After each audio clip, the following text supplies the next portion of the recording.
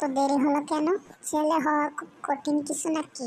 ছেলে হওয়া এত সহজ না, অনেক কিছু ঘুরে আমাদের মাথায়, সব তো তোমাকে বলে বোঝানো যাবে না। তারপরও কিছু কথা বলি তোমাকে, শোনো।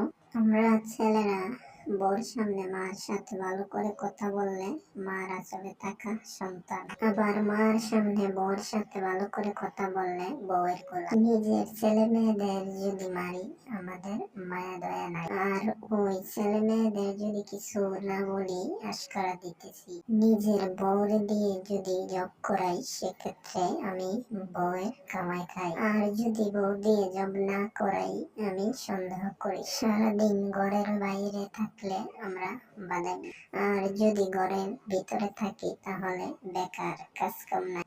আর এই তোমাদের মেয়েদের গায়ে যদি ভুলেও টাচ করি না আমরা নির্যাতন, আর তোমরা মেয়েরা যদি আমাদের গায়ে হাত তুলো তাহলে আমরা কাপুরুষ। আর একটা ছেলে কি বা করে পুরো লাইফে নিজের জন্য, মার ওষুধ থেকে শুরু করে বউ বাচ্চা প্রত্যেকটা সব পালন করার দায়িত্ব একটা পুরুষের। কিন্তু কি লাভ এত কিছু কইরা? দিন শেষে একটা ভুল করলেই সবাই ভুইলা যায়।